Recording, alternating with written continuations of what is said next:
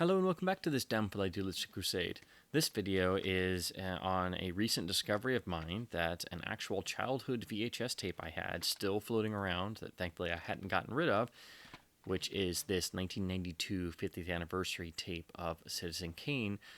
This video is all about why this tape is still important and relevant in 2021. And it's a complete surprise discovery for me and has made me once again realize the importance of some titles on VHS tapes simply for their audio tracks, and that's why this tape is still important. So, of course, Kane has a long release history, and there is no surviving negative, and all of the existing materials, even what was used for the new Criterion 4K UHD release, are of certain quality, so you can never get what was on the original negative since it no longer exists. So that means all of the restoration attempts and scans and audio capture attempts of the audio sources available have all been limited due to what's available. And with Kane's audio, it's always having to be captured from optical track sources is apparently the best surviving elements, again, even for the latest restoration and the 4K release. And in terms of mono audio from the 1940s, you obviously have a limited dynamic range of what was available at the time. But those tracks, because they have an inherent noise floor, it's more and more common in the modern age that they're hit with varying levels of noise reduction in attempts to clean up the track, which is understandable, but when you get into the world of noise reduction, you can very frequently start losing elements of the actual source information in the audio track itself, particularly in the high end, and there can also be a sensation of causing the track to feel almost muffled in comparison and losing those fine details in exchange for getting rid of hiss and thumps and crackle and things like that.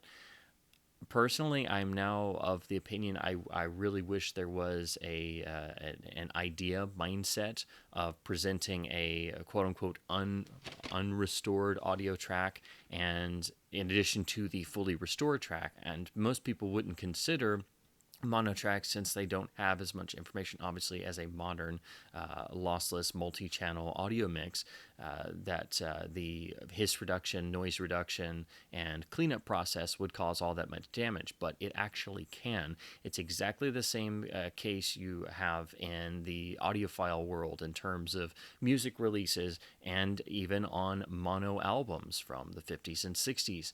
There have been many cases where in restorations and remastered releases and the audio cleanup process, that actual information of the source audio has been lost in exchange of trying to do audio cleanup.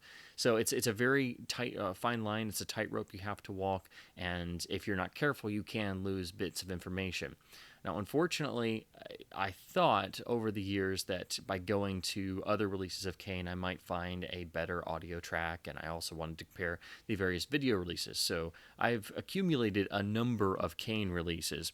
Now, most of the time in this sort of case, when you're looking for better audio tracks, a lot of times, actually a great majority of the time, when you jump back to the Laserdisc era, which of course I have Criterion's special edition reissue. This is their 3-disc trifold CAV edition from the early 90s with the nice extras package.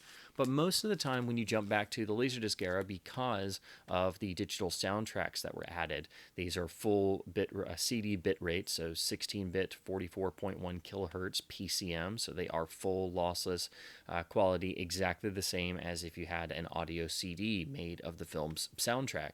But a lot of times, because this was just before and in the early days of noise reduction tools in the digital realm, a lot of these are sort of time capsule baked in approaches to usually they would go and pull the best available element out of the studio vault. So a lot of times they were pulling print masters or sometimes the original audio negative source of the best surviving materials and transferring it to disc, syncing it up with the film transfer, and you were getting a CD quality copy of that.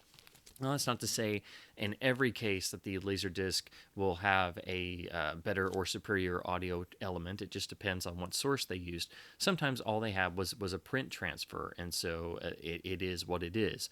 It is kind of fun doing that detective work and popping in a disc and not knowing what you're going to get. But if you are looking at a film that has a lot of noise reduction on modern releases, whether it be DVD or Blu-ray or 4K, even for classic catalog titles in mono from the golden age of Hollywood, a lot of times the Laserdisc will be a good source to go to, and most times it actually is a better sounding track because it doesn't have all of that noise reduction applied. But again, this is a case by case scenario. You have to go film by film, and you have to literally just research the copies, get the copies, and go through as many as you can and try to make your own best educated guess. Unfortunately, in Kane's case, the Criterion Laserdisc, it sounds okay, but it doesn't sound that good, which is unfortunate. I don't have the original Criterion first release, which was analog only. Around the same time, Image in their RKO collection did their own Laserdisc with this really nice cover I've always really enjoyed, and Kane had a number of cleanups applied to its audio track, one being for this release. So what they did, and what some discs did at the time, the digital tracks have the cleaned up, restored audio, and then the analog tracks, which it indicates on here, let's see if I can, see if I get the camera to focus for you. So as you can see, the analog tracks are the original mono, but it doesn't have the digital enhancement, is how they call it. But that was their attempt at doing a cleanup. And to date, until recently, this analog mono track on Kane had the most available detail on it still compared to any other releases, even to the digital track here. So I know myself and some other people who've done the same detective work have been swearing by this analog track for the longest time, and it is a noticeable difference when you compare it to other releases. You will notice that while there is more hiss and more noise, that you do have more information on the top end, you have more information in the music especially. So all that fine detail is there, and until recently, again, this was the best sounding version of Kane that I was aware of and that I actually owned. And again, you have to listen to that analog track because it doesn't have that cleanup applied, which, that it was done with the best intentions, but it did, wind up removing some fine detail. And it seems this digital mastering carried over for a while. This was eventually supplanted in 2002 or 2001, somewhere around there, by the Warner Brothers 2-disc DVD set, which had the transfer that was processed by Lowry Digital. That was a mess. It had DNR that removed fine details. The contrast was a bit wonky. It was not pleasant, but it was just what we were stuck with for the longest time. Had the nice extras package, which carried over to the Blu-ray, and the audio seemingly got some more work done on it, and some more audio processing and things. So it's not the best source for the film's audio either. Then eventually that was finally replaced by the godsend of the Warner Brothers Blu-ray release. This is the deluxe package. This finally fixed all the transfer issues and is still a wonderful Blu-ray disc. It's still, one of the best ways to watch the film. And it has the full supplements from the DVD plus some new ones, and not all of this stuff carried over to the Criterion release. So it's still important to have this, and if you're not going into 4K, the upgrade on the Criterion Blu-ray disc is very minimal compared to the Warner Brothers release, so you might be okay with sticking with this. However, the audio on here is pretty similar to the DVD. It may be a little bit different here and there, but it's not really an upgrade. It's pretty much got the same problems as the Warner Brothers DVD release. So that brings us to the new Criterion 4K release, which I have here in the rather appalling packaging that we're all still complaining about in terms of the way the discs are handled. And of course, the Blu-ray disc is defective and you have to destroy it or mail it in.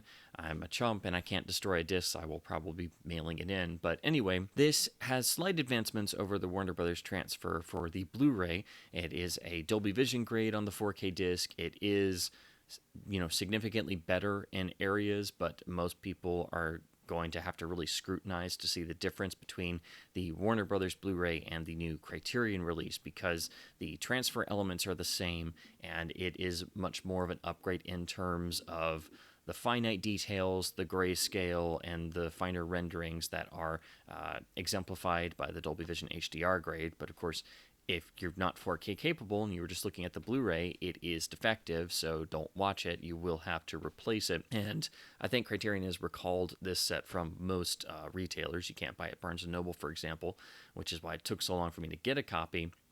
And so they're going to be doing the replacement discs sometime in January, I believe. But the really interesting thing that you can check out, even if you can't do 4K, not only does it carry over a good, well, at least some of the Warner Brothers supplements, but not all. It does bring over some of the Laserdisc supplements, which is nice to see because they were really missing on all other releases. But the audio transfer is new, and it is a significant upgrade over the Warner Brothers releases. It does sound really, really nice. I was expecting it to sound exactly the same as the Warner Brothers Blu-ray, but that was a nice surprise. It is a nice, significant upgrade. But it is not the definitive audio track, because this got me to thinking about the film again, and when I was looking at the audio track on the UHD and comparing it to everything else, I started thinking, well, is there anything I haven't covered yet? Is there any version of Kane I haven't looked at its audio track, and have I covered all my bases? And that's when I thought, wait, do I still have my old tape copy? I got rid of most of my VHS tapes from childhood years and years ago, and of course I say that and I still have a good chunk of them, so go figure. I don't really buy tapes unless there's some special release or some weird variant that is a VHS exclusive. So I will very luckily still had my old 1992 tape from the 50th anniversary. This had a number of variations. The deluxe box set had this second tape with some of the Criterion interviews from the Laserdisc and a copy of the script itself, which is a really cool touch. But the tape for the film is exactly the same. But this, of course, has Hi-Fi mono, VHS Hi-Fi, and it has the linear analog mono tracks, which are, of course, much noisier and not as good as Hi-Fi. Growing up, I didn't have a Hi-Fi VCR, so I was just listening to the plain linear mono on the analog tracks, and of course, that had noise and things. But I remember every time I would watch Kane on tape, it had that sort of cozy, old-fashioned feel that you got from watching VHS tapes growing up, especially for classic Hollywood titles. But now that I have a really nice high-end Sony VCR with hi-fi capability, I decided to do an audio capture of both the linear mono and the hi-fi mono just to see if it had any differences, and not expecting anything. I figured this would have that same digital cleanup as the Image Laserdisc, and or it might sound like the Criterion Laserdisc. All of these were released around the same time in 1992. But to my eternal surprise, this tape has the most detailed audio presentation of Citizen Kane anywhere that I have found. It has more detail even than the analog track on the image tape and Image Laserdisc, and because it's VHS Hi-Fi, it is far superior in audio quality to Laserdisc analog. It doesn't have as much noise. It has it is a much better system. Laserdisc analog is not the greatest, and neither is VHS analog, of course. But when they got to VHS Hi-Fi, it can be a remarkable audio experience, even though it is still VHS tape. So if you do have a good deck, VHS Hi-Fi is always surprising in how impressive the fidelity can be. And of course, it is dependent on the condition of your tape. Of course, as you can see, I bought this used in the 1990s with my childhood pocket money. Yes, I was a nerd even then, if you couldn't tell. So it's not in the best shape, and obviously, if I had a sealed copy, it would be a cleaner condition in terms of the box. But the tape itself is in good shape. There is some inherent noise in the tape transfer. Actually, when you play the tape itself, but in the audio capture process, I was able to identify that, and it can be removed if you want without damaging any of the audio itself. But it is such a dramatic difference. You can hear when you compare this to even the Criterion UHD, which again was an improvement over the Warner Brothers releases. but you can hear the difference in the high end and the music cues and even the space around the dialogue. It is a noisy track. It does have hiss in it. It does have, the teensy bit of crackle here and there, but it is a very natural presentation. I guess you would say it's the warts and all presentation, but there aren't any really detracting elements. But for those who can't stand any amount of hiss, the Criterion track will suit you just fine. But it is definitely muffled and lacking in high end detail and fine detail compared to this VHS track. So this has been a complete and total surprise. I actually sent my findings to our friends at the wonderful Bad Audio on Blu-ray blog, which I will link to in the description, and they have made a full comparison with some video clips so you can see the difference between the Kane VHS tape from 1992, which I have here, and the new Criterion release. And it is startling that this VHS tape has that much more detail than even the new UHD release. Again, VHS is like Laserdisc. It's not something you can just completely write off. And every once in a while, there's a case like this where you find, if you do as nerdy and detailed of a comparison and research as I do sometimes there are VHS releases that sound better than any other known release. And while that's a bit of a scary thought, it is true. And I've now discovered that even Kane suffers from this. So, the great man himself of films, Citizen Kane, as far as I know and have been able to tell, out of all releases, the best sounding version is this 1992 VHS tape on the Hi-Fi track. So it was not subjected to the same digital cleanup the Laserdisc were. It sounds better than every other release I have ever come across. My only curiosity now is maybe tracking down some of the other VHS tape releases. There were some public domain tapes because I guess somehow somebody thought or Kane lapsed into some sort of rights limbo. So if you go back to the early 80s, there's a couple random Citizen Kane tapes from various labels that are not, studio labels. Turner, the Turner Library through the Turner Acquisitions, the first official VHS tape was released in 1988 and has the Turner logos on it. Then we have this one from 1992, and then there was a 1996 VHS tape released under the TCM banner.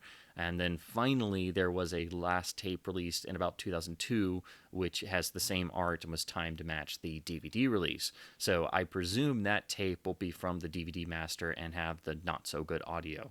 But it remains to be seen if maybe the earlier or later VHS tapes of Citizen Kane with Hi-Fi might have the same audio or maybe a slightly better rendering. It's also possible they could have gotten hit with noise reduction or used a different source. So like with anything, it's detective work. It's quite possible that none of the other tapes sound as good as this one. But it's really shocking and astounding, and that Citizen Kane sounds best on a 1992 VHS tape, as far as I know. Again, that's a scary thought, and I'm not trying to be ultra negative, but it is a striking difference, and it is another example of why I think it would be important for boutique labels and archival releases to start having a secondary alternate audio track without as much noise reduction, or as I said before, a unrestored presentation. I've seen it happen sometimes on certain releases, again, as on the old Image Citizen Kane Laserdisc. They did that with the analog tracks, so you could have the restored and the unrestored. And of course, the unrestored actually has more detail than the quote-unquote restored version. I wish going forward that could become more and more of a thing, because the more I dig into this, I never thought about mono tracks for the longest time in terms of their audio fidelity, because you think, oh, they're limited in their dynamic range, their recordings were limited, but they face a lot of the same problems as more modern tracks, and it again is the same exact problem that we have in the music realm in terms of album releases and reissues, and when audiophiles discuss various cuttings and EQ and different things on different masterings of the same album across different formats across decades. So films have the exact same problem. And unless you do the detective work and kind of train your ear a little bit and just do comparisons for yourself, this stuff just goes completely unnoticed and undiscussed. So I know it is a very negative type idea to think that Citizen Kane sounds best on an old VHS tape that I still have floating around, but unfortunately that is the case, and I am beyond glad that I decided, or at least remembered, I still had this tape floating around and to give it a capture and see what it's like. But it is a striking difference, and it really shows you that sometimes the inherent noise floor of a source is not a bad thing. A 1941 film that does not have original negative sources surviving, it's only going to sound so good. And in the cleanup process, if you're not careful, you do lose fine detail. And that's what's happened on Kane for many, many years. And lo and behold, somehow this VHS tape release did not have that applied. Again, there was no indication that that might be the case, but I just decided to capture it anyway because I've gone over every other version of Citizen Kane that I have, and lo and behold, I was completely stunned. So if you ever see a copy of this floating around and you decide to try it for yourself and you have a hi-fi capable VCR, it is a night and day dramatic difference. But of course, it does have inherent noise, it does have inherent hiss and some crackle and things, but it is exactly, I think, what you would get if you went to a really reputable art house theater and they got an older print of Citizen Kane and ran it, and it didn't have any noise roll off or anything, and it was a vintage original print that was somehow still very mint and had a very clean optical track. Again, this is the best sounding version of Citizen Kane that I have ever come across, and I just wanted to get the word out because, again, sometimes it's not DVD, it's not Laserdisc of the older formats that might have a better sounding audio track. Sometimes it's the VHS tape, and it's scary and sad in a way that has happened to Citizen Kane, but at least I've found finally a better sounding audio source. So again, it's not going to be for everybody because it's not fully, it's not cleaned up, it's not noise free, and if that is your sort of thing, again, the Criterion UHD does have a new restoration of the audio. It is very much superior to the older Warner Brothers releases, and that combined with the slight picture improvements even in 1080p once they fix the disc, plus the new extras, I think makes the Criterion Kane superior to the old Warner Brothers Blu-ray, again, just for the audio alone. But that being said, it is, a nice, clean presentation. It doesn't sound as good as the old VHS tape. So there you have it. If you want the best sounding version of Citizen Kane anywhere, as far as I'm aware, you need this 1992 VHS tape copy, and you need a VCR with hi-fi capability. Second to this would be the Image Laserdisc, and then probably third would be the new presentation of the audio on the UHD. All three sort of have different representations. This is a modern restoration. The Image Laserdisc had the 1990s restoration and the untouched analog, and then this tape has the fully untouched, but it has the hi-fi encoding, which makes it much better than the analog versions on this tape and the Laserdisc. So I know it's kind of disheartening. I'm not trying to end this video on a downer, but I wanted to make a special statement because this was such a complete shock, and it is such a dramatic difference that it's now supplanted the old Laserdisc that I've gone to for years, and I wish the Criterion release had an unrestored track that sounded like this VHS tape release, because that would really make it all the better. It is a night and day difference that you can hear even on like a crappy phone speaker. So I please do go check out the article on the Bad Audio on Blu-ray blog, which I will link in the description below. And yeah, never be afraid to do detective work on old releases, because sometimes you never exactly know what you're going to find. So I felt like a little bit of a very technical Mr. Thompson. I'm not searching for Rosebud, I'm searching for the best sounding version of Rosebud.